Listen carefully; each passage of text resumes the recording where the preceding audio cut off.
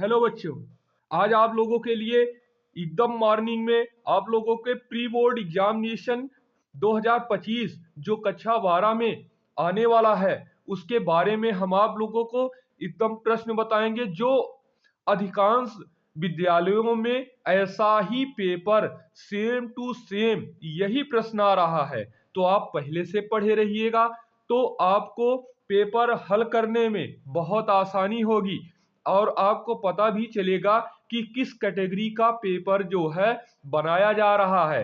तो आप आइए देखते हैं। इसमें दिया गया है कि सेक्शन फर्स्ट करना है, रीड करना पहले पैसेज को अच्छे से, उसके बाद आपसे प्रश्न पूछता है तो आप सारे प्रश्नों का जवाब इसी पैराग्राफ को पढ़ करके आपको लिखना होगा।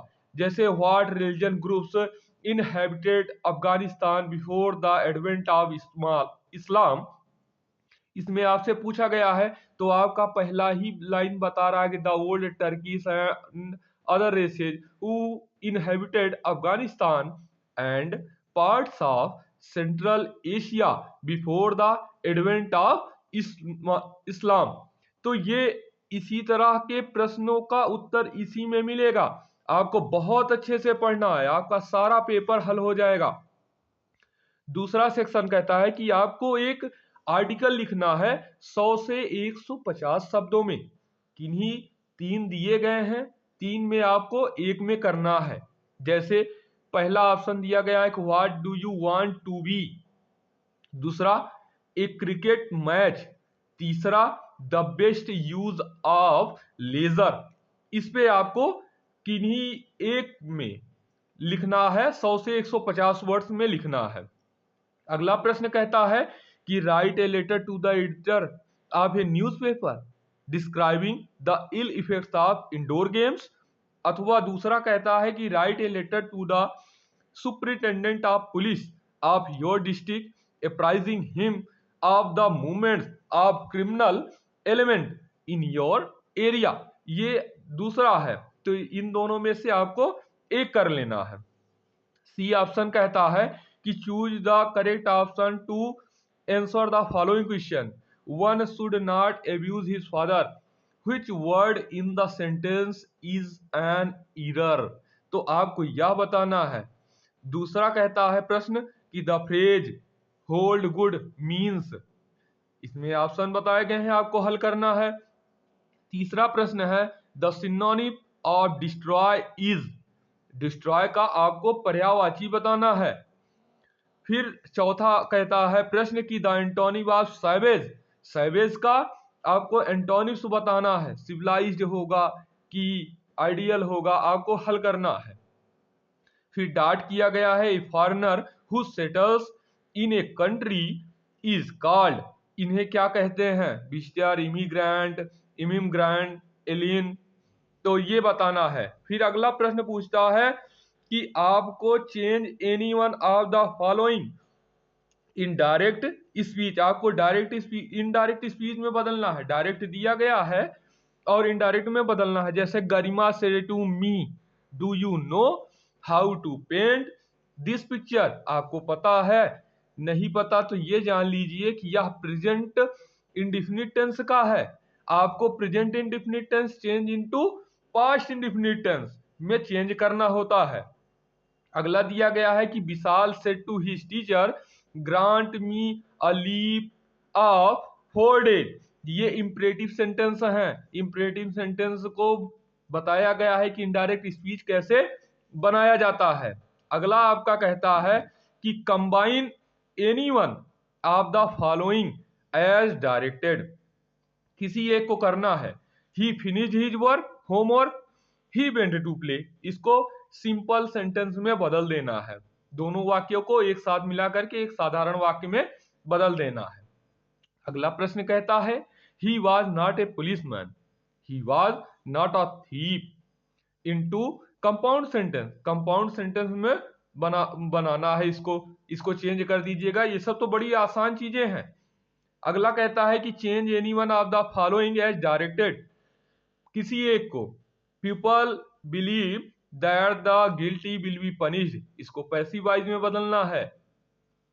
आई लव माई कंट्री, इसको निगेटिव सेंटेंस में बनाना है, लेकिन निगेटिव सेंटेंस कहता भी है कि इसका अर्थ भी नहीं बदलना चाहिए। जैसे आई लव माई कंट्री, तो I do not hate my country.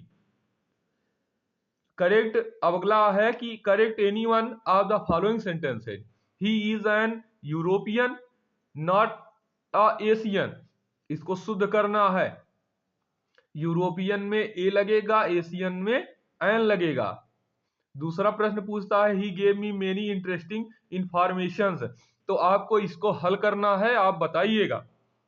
अगला प्रश्न पूछता है कि use any one of the following pairs of words in your own sentences to make the difference in their meaning clear. दो शब्द दिए गए हैं, दोनों का उच्चारण भी एक है, लेकिन उसके अर्थ जो हैं वो अलग अलग दिए गए हैं। तो आपको दोनों का अलग अलग हल करना है। जैसे इसमें पूछा है कि डोज और डोज, ये पहला है, दूसरा पे और पे, ये दिया गया है दूसरे में। अगला प्रश्न आता है कि translate the following passage in English. इसको अंग्रेजी में हल करना है, और यह 100% है कि आपको बोर्ड की परीक्षा में भी यह पैराग्राफ आपको हल करने को मिलेगा। ये लिखित है, ये आएगा आपके पेपर में। आप बहुत अच्छे से देख करके इसको बहुत अच्छे से सॉल्व कर लीजिएगा, यह आपका हल हो जाएगा। सेक्शन डी कहता है कि आपको लिटरेचर से पूछेगा कि answer the following questions in about 40 words, 40 शब्दों में लिखना है। पहला प्रश्न पूछा why did Gandhi ji chide the liars, ये पहला है। और दूसरा पूछता है why did the peddler consider the world as a rattrap, तो ये आपका इन दोनों में से एक करना है। बी प्रश्न पूछता है कि what did the instructor do to train Douglas, अथवा में why did children in Seemapuri stay barefooted. इन दोनों में से आपको किसी एक को हल करना है। अगला आपका प्रश्न आता है कि answer any one of the following in about 80 words. तो पहला प्रश्न है कि what was the fear of Douglas, how did it come in the life of Douglas, यह आपका पहला है। और दूसरा प्रश्न है कि what happened with the stranger at ironmaster's house, how was he treated by Edla Willmansson. तो ये आपका इन दोनों में से एक करना है। नौवां प्रश्न कहता है कि केयरफुली इसको बहुत अच्छे से पढ़ना है, और नीचे प्रश्न पूछे गए हैं आपको हल करना है। जैसे those who prepare green wars, wars with gas, wars with fire, victory with no survivors, would put on clean cloth and walk about with their brothers in the shade doing nothing. अब इसमें से आपको प्रश्न पूछा है, आपको अच्छे से हल कर देना है। अगला प्रश्न है 10वां की right the central idea of any one of the following poem, a thing of beauty, a road side stand, my mother eight 66। ये माई मदर एट 66 बहुत इंपॉर्टेंट चैप्टर है।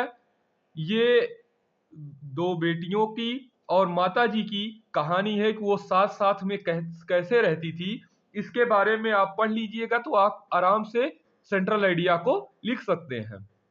अगला प्रश्न पूछा है कि answer the following questions in about 40 words each, how did Charlie enter in the third level, अथवा what was the astrologer's prediction, इसमें से एक करना है। बी वाला प्रश्न what was the students on ice program, अथवा who was the general, why did he call doctor Sadao, इनमें से एक करना है।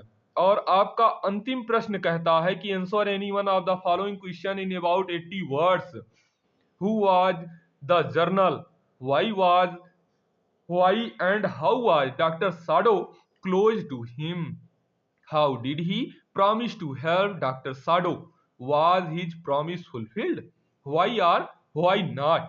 B वाला ऑप्शन कहता है कि why did the astrologers tell when the Tiger King was born? या इन दोनों में से आपको एक करना है। और आपका पेपर आप देख सकते हैं कि प्री बोर्ड एग्जामिनेशन 2025 का है, लेकिन बहुत इंपॉर्टेंट पार्ट है मतलब पेपर का। आप लोग बहुत अच्छे से हल करिएगा, पूरा वीडियो अंत तक देखिएगा, आपको आसानी से आ जाएगा। Thank you.